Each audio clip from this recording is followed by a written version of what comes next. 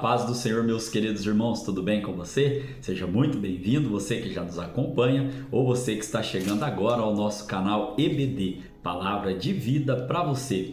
Nós estamos estudando neste terceiro trimestre de 2025, aqui pela classe dos adultos, a revista que tem o tema A Igreja em Jerusalém, Doutrina, Comunhão e Fé, a base para o crescimento da igreja em meio às perseguições. Nesta oportunidade estaremos estudando a lição de número 7, lembrando aos irmãos que as 6 lições anteriores estão aqui no nosso canal em uma playlist chamada A Igreja em Jerusalém. Amém? Nesta lição, irmãos, nós estaremos estudando o seguinte tema: uma igreja que não teme a perseguição. Nós temos como texto áureo para esta lição Atos dos Apóstolos, capítulo 5, no versículo 29, que diz assim: Porém, respondendo Pedro e os apóstolos disseram: mais importa obedecer a Deus do que aos homens. Amém? Nós temos como verdade prática, em relação à verdadeira igreja cristã, há duas verdades inegáveis. Quais são essas duas verdades? A primeira,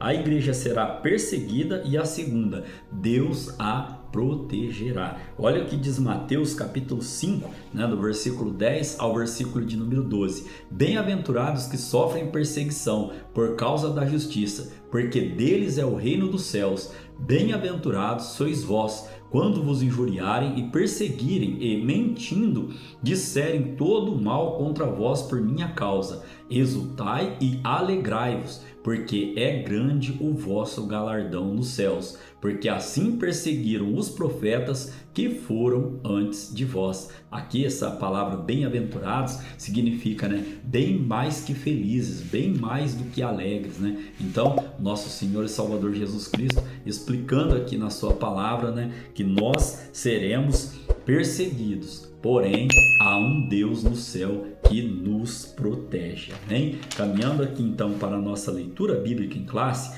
nós estaremos lendo Atos dos Apóstolos, capítulo 5, do versículo 25 ao 32, e o capítulo 12, do verso 1 ao verso de número 5, que diz assim: E chegando anunciou-lhes dizendo: Eis que os homens que encerrastes na prisão estão no templo e ensinam ao povo. Então foi o capitão com os servidores e os trouxe, não com violência, porque temiam ser apedrejados pelo povo, e trazendo-os, os apresentaram ao conselho, e o sumo sacerdote os interrogou, dizendo, olha o verso 28, não vos admoestamos nós expressamente que não ensinasseis nesse nome?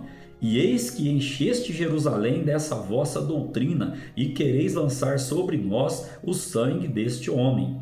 Porém, respondendo Pedro e os apóstolos disseram: mais importa obedecer a Deus do que aos homens. Olha o verso 30. O Deus de nossos pais ressuscitou a Jesus, ao qual vós matastes, suspendendo-o no madeiro. Deus, com a sua destra, o elevou a príncipe e salvador, para dar a Israel o arrependimento e remissão dos pecados. E nós somos testemunhas acerca destas palavras, nós e também o Espírito Santo, que Deus deu àqueles que lhe obedecem. Amém? Atos capítulo 12, versículo 1 ao versículo 5 diz assim: Porque por aquele mesmo tempo, o rei Herodes estendeu as mãos sobre alguns da igreja para os maltratar, e matou a espada Tiago, irmão de João. E vendo que isso agradara aos judeus, continuou mandando prender também a Pedro, e eram os dias dos asmos. E havendo-o prendido, o encerrou na prisão, entregando-o a 4 quaternos de soldados, para que o guardassem, querendo apresentá-lo ao povo depois da Páscoa. Pedro, pois, era guardado na prisão. Atenção para esta palavra, guardado. Mas a igreja fazia contínua oração por ele a Deus. Então, nesta lição de hoje, nós estaremos estudando o quê? Que a vontade do nosso Deus ela é soberana e indiscutível. Enquanto a igreja orava e Pedro foi liberto, anteriormente a isso, aprove ao Senhor, naquela oportunidade ali, o quê? Sobre a vontade permissiva de Deus. Tiago ele foi morto. E nós estaremos estudando, no decorrer desta lição de hoje, que tem 3 objetivos. O primeiro, explicar os motivos e as esferas da perseguição enfrentada pela igreja primitiva. O segundo, demonstrar como Deus protegeu sua igreja através de livramentos e da intercessão. E o terceiro, encorajar os alunos a permanecerem firmes na fé, mesmo diante das adversidades. Então aqui, como parte motivacional, já é o terceiro objetivo, Podemos trazer aqui e enquadrar aqui como parte motivacional. Mesmo nas adversidades, nós temos que manter a nossa fé. E ainda devemos refletir sobre como a fé nos capacita a enfrentar as adversidades com coragem e nos inspira a testemunhar o Evangelho com ousadia e convicção. Temos que ter o quê? Ousadia, sermos cheios do Espírito Santo de Deus e termos convicção do Deus a qual nós servimos, sabendo que não estamos sozinhos, pois o Senhor é o nosso refúgio e fortaleza. Olha o que o salmista diz lá no Salmo de número 46, no verso de número 1. Deus é o nosso refúgio e fortaleza, socorro bem presente na angústia. Amém? Nós estaremos caminhando agora para a parte de introdução da nossa lição de hoje, que tem como palavra-chave perseguição. Então essa parte introdutória aqui, irmãos, nós vamos ver na lição de hoje que nós veremos como Deus dá livramento e vitória ao seu povo, capacitando e o empoderando para viver no meio de um mundo hostil. Aqui eu trouxe 2 referências bíblicas aos irmãos. Lá em Isaías 43:13 diz assim: ainda antes que houvesse dia, eu sou, e ninguém há que possa fazer escapar das minhas mãos. Agindo eu, quem impedirá? E lá na carta do apóstolo Paulo, 1 Coríntios, capítulo de número 15, no verso 57, diz assim, mas graças a Deus que nos dá vitória por nosso Senhor Jesus Cristo. Você pode glorificar a Deus por esta palavra. Nesta lição, irmãos, estaremos estudando 3 tópicos. O primeiro, a igreja perseguida. O segundo tópico, nós estaremos estudando a igreja protegida. E o terceiro tópico, nós estaremos estudando a igreja destemida. Então, como subtópico do primeiro tópico, nós temos os perseguidores. Aqui, Atos capítulo 5 menciona 3 grupos. Quais são eles? Os sacerdotes, os saduceus e o capitão do templo. Vamos ver cada um desses daqui. Os saduceus, eram um grupo muito influente com grande poder político e religioso. Eram os mais poderosos. Esse grupo, segundo o autor da revista, já havia tentado atrapalhar o ministério de Jesus várias vezes, criando dificuldades sempre que podiam. Olha o que diz Lucas, capítulo 20, do versículo 27 ao versículo de número 40. Lucas, capítulo de número 20, do versículo 27 ao 40. Eu estarei lendo aqui a introdução desta explicação aqui, desses saduceus que criavam aqui dificuldades para atrapalhar o ministério de Jesus. Olha só o que diz. E chegando-se alguns dos saduceus que dizem não haver ressurreição, perguntaram, dizendo, mestre, Moisés nos deixou escrito que, se o irmão de algum falecer, tendo mulher e não deixar filhos, o irmão dele tome a mulher e suscite posteridade a seu irmão. Houve, pois, 7 irmãos, e o primeiro tomou mulher, e morreu sem filhos. E tomou o segundo por mulher, e ele morreu sem filhos. E tomou o terceiro, e igualmente também os 7, e morreram e não deixaram filhos.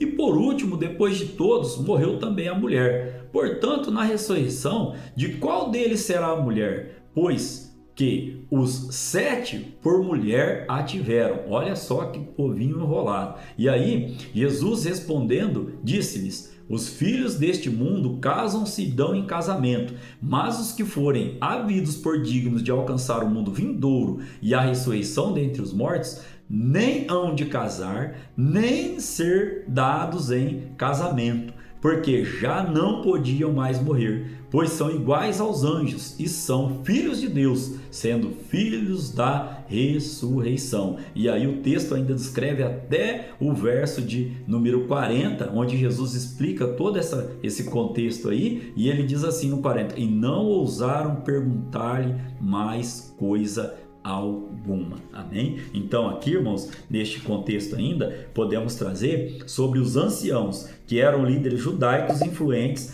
representando tanto aspectos religiosos quanto políticos, mas sem exercer função sacerdotal no templo. E já o capitão do templo, mencionado também aqui em Atos dos Apóstolos, capítulo 1, no capítulo 4, no versículo de número 1, era um sacerdote de nível inferior. O que esses grupos aqui eles tinham em comum? Esses grupos, cada um com sua influência, viram a igreja como uma ameaça e fizeram de tudo para impedir a pregação do evangelho. Mas a palavra do nosso Deus ela é clara: agindo eu, quem impedirá? Caminhando para o segundo subtópico, nós temos esferas da perseguição. A perseguição dos judeus aos cristãos se dava em duas esferas. Quais são essas duas esferas? A primeira, a esfera religiosa, e a segunda, na esfera política. Vamos ver primeiro aqui na esfera religiosa. À medida que os cristãos testemunhavam da sua fé, com poder ganhavam mais e mais admiração popular, e também muitos já haviam aceitado a fé. Olha o que diz Atos dos Apóstolos, capítulo 2, no verso 47. Louvando a Deus e caindo na graça de todo o povo, e todos os dias acrescentava o Senhor à igreja aqueles que se haviam de salvar. Atos dos Apóstolos, capítulo 4, no versículo de número 4, diz assim, muitos, porém, dos que ouviram a palavra, creram, e chegou o número desses homens a quase 5.000. Ainda podemos trazer aqui a esfera agora, na esfera política.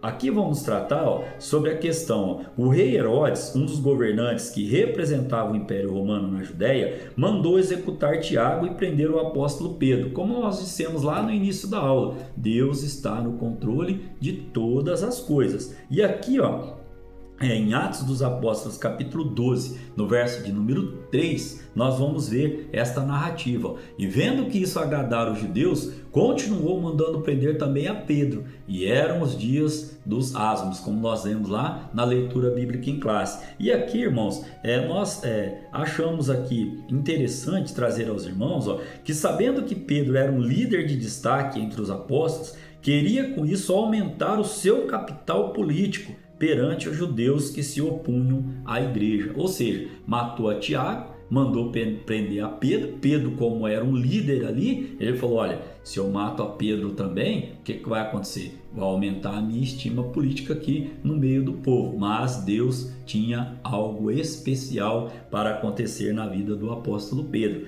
Olha o terceiro subtópico: a igreja enfrentará oposição. Aqui, por que ela vai enfrentar oposição? Porque o cristianismo bíblico acolhe a todos, mas também estabelece princípios para quem deseja segui-lo. Ou seja, a perseguição pode mudar conforme o tempo e o lugar, mas seu objetivo continua o mesmo. Qual? Silenciar a voz da igreja. E quais são esses princípios que o evangelho ele estabelece para que nós possamos estar dentro dos mandamentos do Senhor? Trouxe dois textos aqui também. Levíticos, capítulo de número 18, no verso 4, diz assim, fareis conforme os meus juízos e os meus estatutos guardareis, para andardes neles. Eu sou o Senhor vosso Deus. E o apóstolo Paulo, em Efésios, capítulo 4, do versículo 14 ao 15, ele vem dizendo, para que não sejamos mais meninos inconstantes, levados em toda a roda por todo o vento de doutrina, ou seja, por todo o vento de ensino,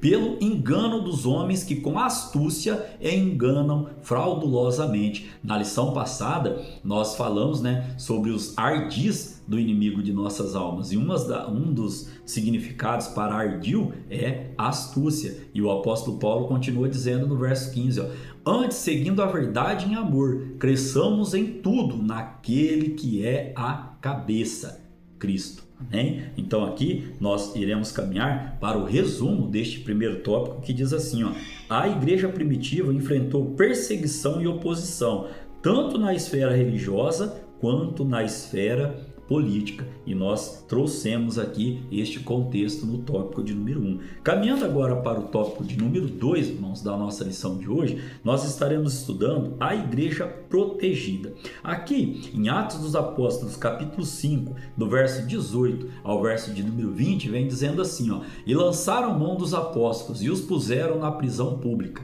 Mas de noite um anjo do Senhor abriu as portas da prisão e, tirando-os para fora, disse: ide e apresentai-vos no templo e dizei ao povo todas as palavras desta vida. Aqui nós estaremos trazendo que a igreja não era apenas perseguida, mas também protegida. Olha o que nós acabamos de ler em Atos, dos Apóstolos, capítulo 5, do verso 18 ao verso de número 20, para exemplificar aqui que os anjos, eles sempre estiveram ali ao redor, acampam-se ao redor daqueles que buscam a Deus. Olha o que vem dizendo aqui na revista, ó.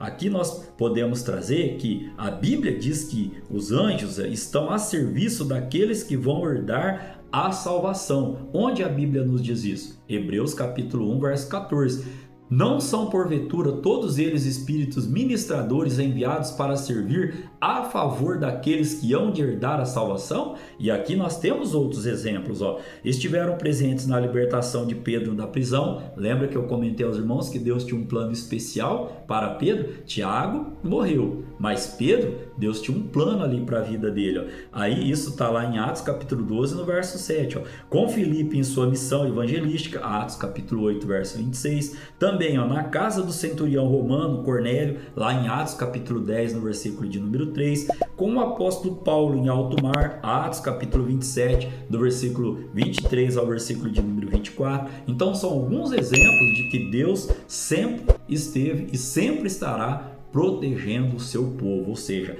a sua igreja. Amém? Caminhando então para o segundo subtópico, irmãos, nós temos a intercessão da igreja.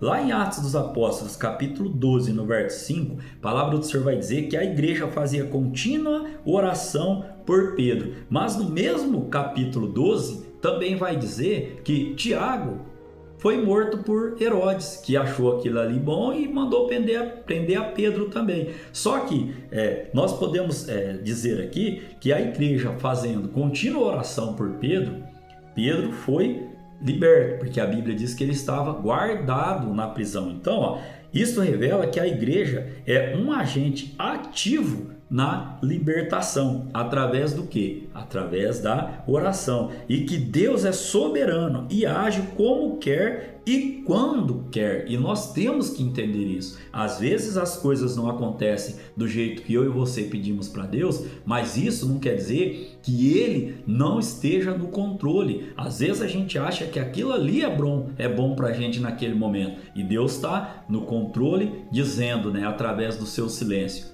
não é o tempo ainda. E cabe a nós, entendermos essa decisão, vamos dizer assim, essa resposta de Deus. E a resposta de Deus nem sempre vai ser aquilo que eu e você estamos esperando para aquele momento. E é isso que a gente precisa estar entendendo. Ninguém entende mais a criatura do que quem a criou, ou seja, do que o próprio Deus que a criou. E ainda aqui, cabe uma pergunta, Às vezes a gente para pensar, por que Deus libertou a Pedro, e sobre a sua vontade Tiago foi morto? Tudo que acontece tem um propósito. Nesse caso aqui, entendo eu, para que o nome do nosso Deus ele fosse glorificado através da oração da igreja. Amém? Então, se ele fizer, ele é Deus, e se ele não fizer, ele continua sendo Deus.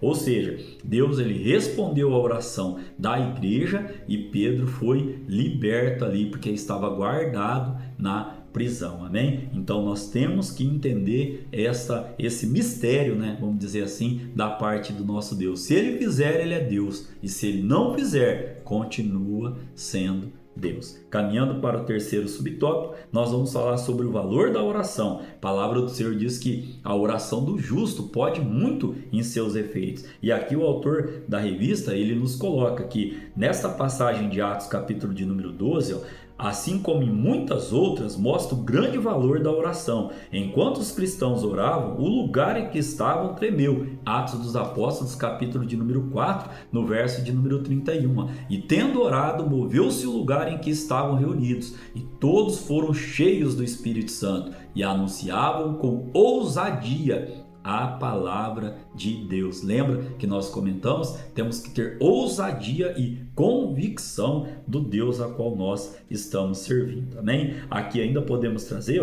que não podemos subestimar o poder da oração.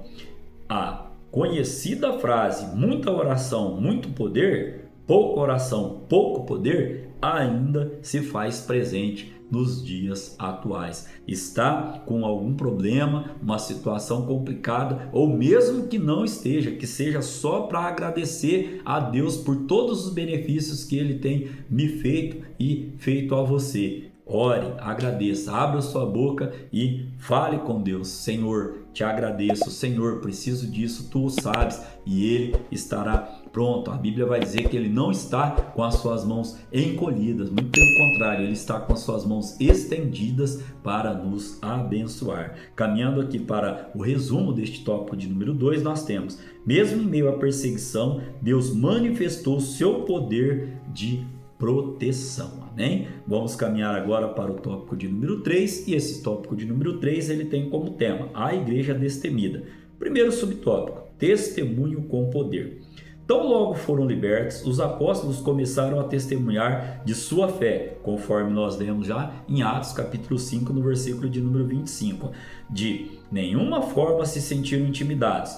Por que não se sentiram intimidados? Porque eles estavam capacitados pelo poder do alto. E aqui alguns teólogos ainda chamam o livro de Atos dos Apóstolos como livro de Atos do Espírito Santo. Vemos o Espírito Santo operando por todo o livro, mesmo quando o seu nome não é mencionado. O Espírito Santo, irmãos, ele é a fonte de poder para a igreja. Sem o Espírito Santo, a igreja perde o seu testemunho e se torna inoperante, Que o Espírito Santo de Deus esteja falando ao seu coração. É Ele que nos capacita, é Ele que nos dá ousadia, é Ele que nos traz a convicção da nossa fé. Caminhando aqui para o segundo subtópico, convictos de sua fé.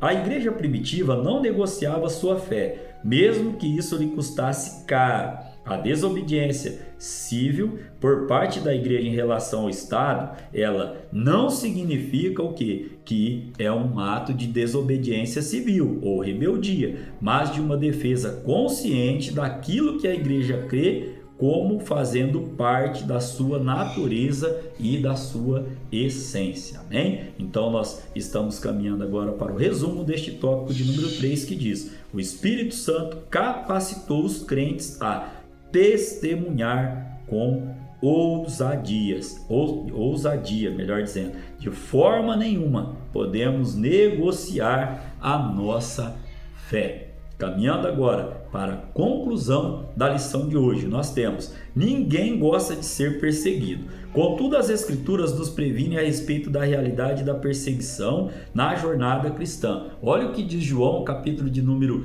16, irmãos, no versículo 33. Tenho-vos dito isto, para que em mim tenhas paz. No mundo tereis aflições, mas tende bom ânimo.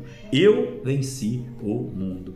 Para concluir, o nosso foco deve estar em Deus, pois Ele é quem pode nos guardar e capacitar no meio do sofrimento. Querendo Deus, estaremos aqui para estudar a lição de número 8, que terá como tema uma igreja que enfrenta os seus problemas. Problemas todos nós temos, mas temos que também buscar em Deus a solução destes problemas. Que Deus em Cristo Jesus continue abençoando você, continue abençoando a sua família, continue abençoando o seu trabalho e o seu ministério, em nome de Jesus.